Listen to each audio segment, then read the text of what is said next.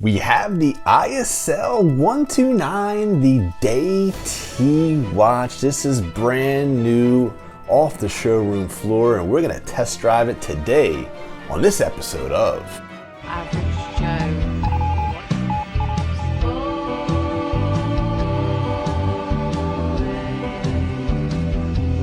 It's always time. We kind of want time.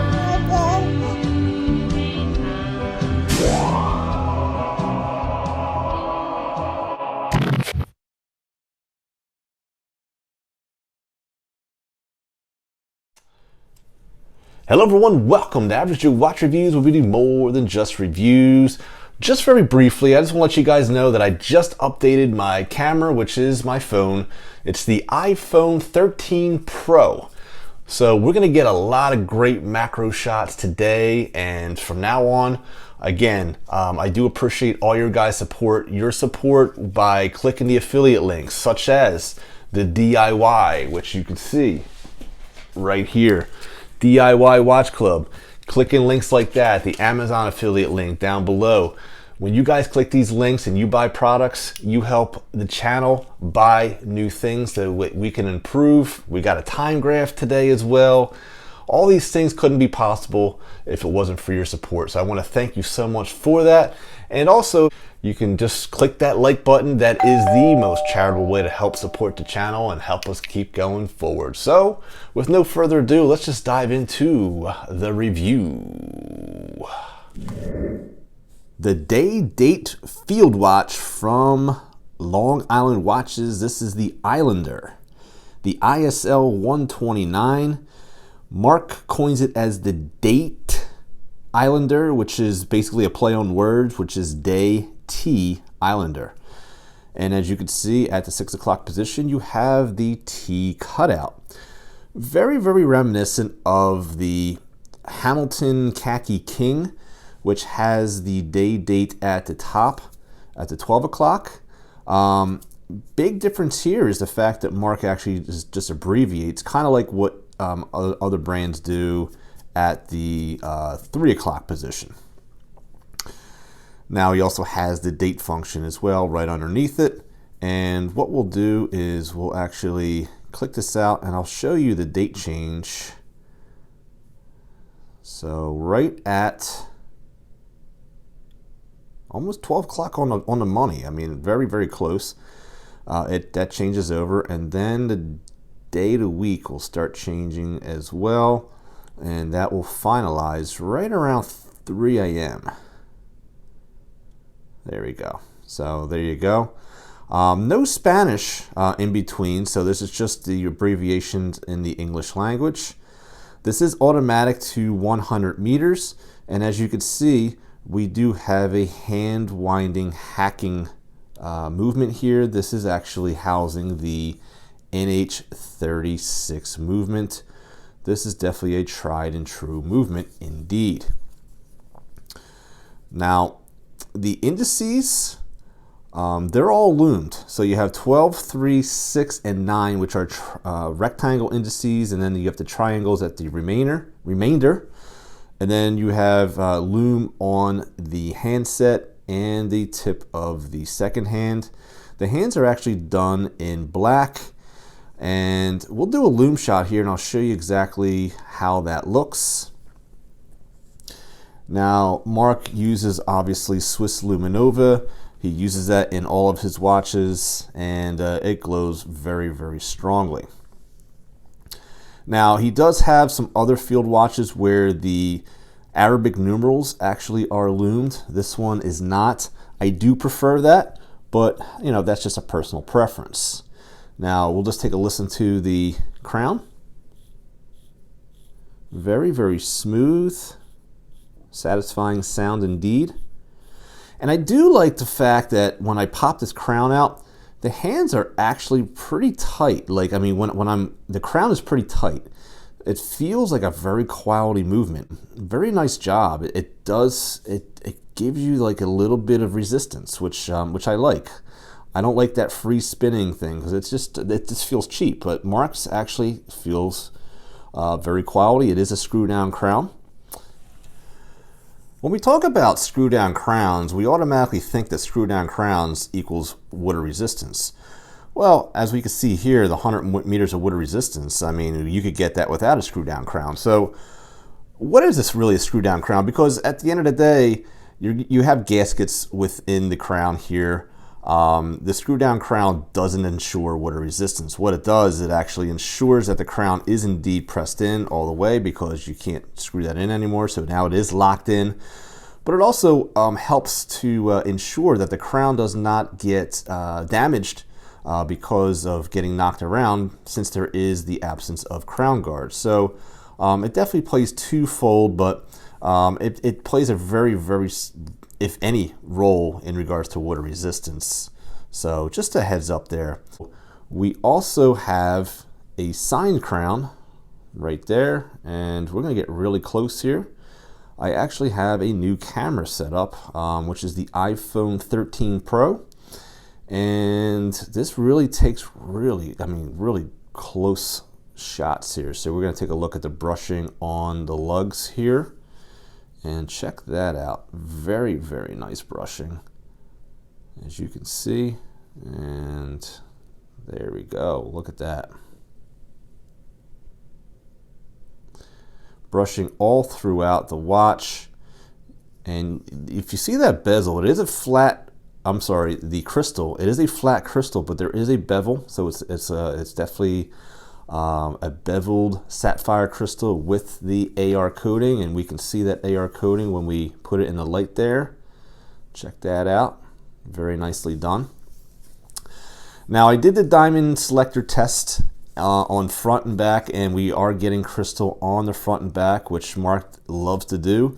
And you know, he's an engineer, and you know, he over engineers his pieces, which there's nothing wrong with that, especially when we're looking at a price point of $199, which is a really good price. Now, he does use this khaki nylon weave strap here, and we'll get real close on that. Now, when we get into the strap, we have a nylon woven strap here. It's in a khaki color, and you can see it's got that leather stitched in as well here, and it does have a genuine leather backing. You've got the Islander logo there, and you've got the quick release system here. Always welcomed.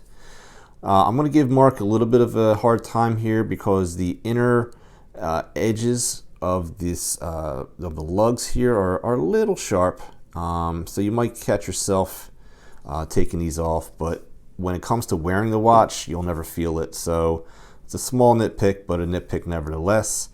The other nitpick I have is that this keeper actually, you know, it is fixed, and it feels a lot stiffer than this one here, that it's already fraying, and it feels kind of flimsy. It just, I'm not sure how long that'll last, but again, I'm being nitpicky here.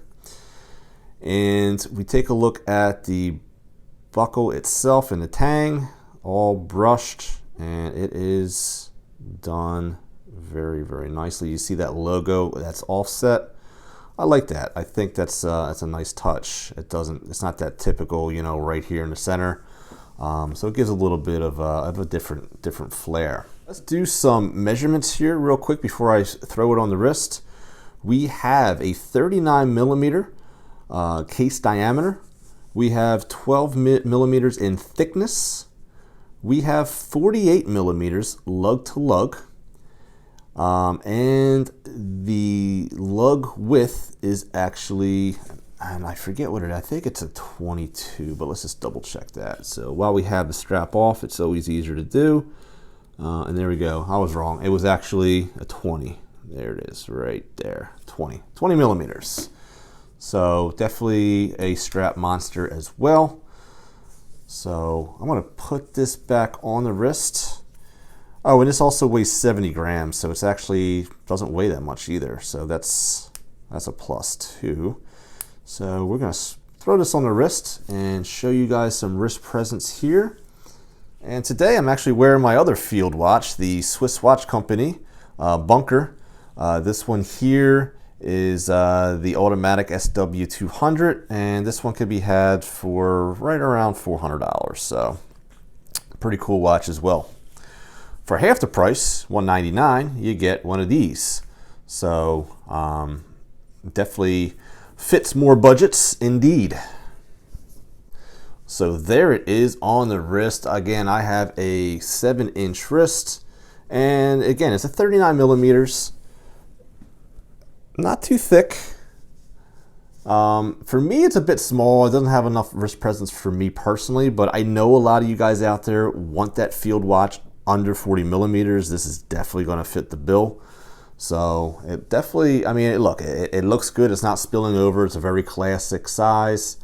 So there you go, guys. So I'm going to put this on the time graph before I flip the camera around and give you guys some final thoughts.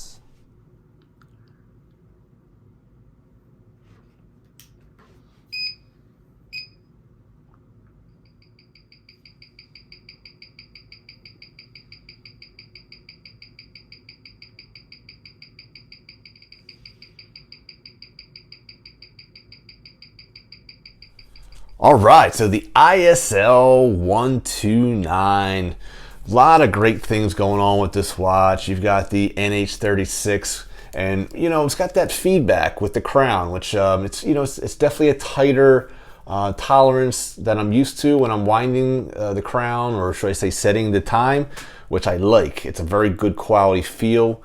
It is a screw down crown, which you don't get on a lot of the Hamiltons, so I like that because it does protect the crown and it does ensure that you have the crown in case you do go in water, which leads me into the strap.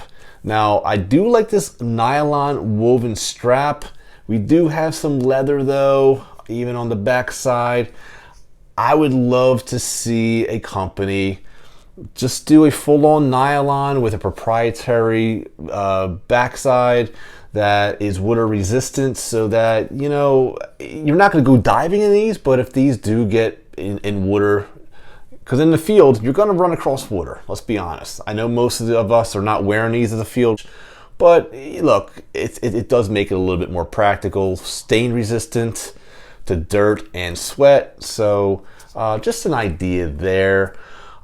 We do have anti-reflective coating, which you don't get on a lot of the Hamiltons, which is a good thing here.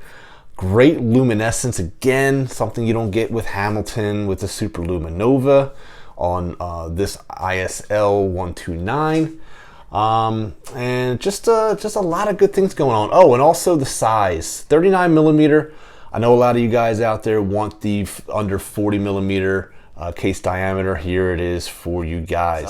Mark did a great job on this watch. Not for me though. It's a little bit small, and you know, I like a little bit more of the raised Arabic numerals. I do like them loomed, but I think the size itself is really what bothers me about this watch. So but yeah, that's just my 2 cents, guys. You can keep the change, and always remember that there's always time to be kind to one another. Please take care of each other, and I'll see you guys next time on Average Joe Watch Reviews. God bless, my friends.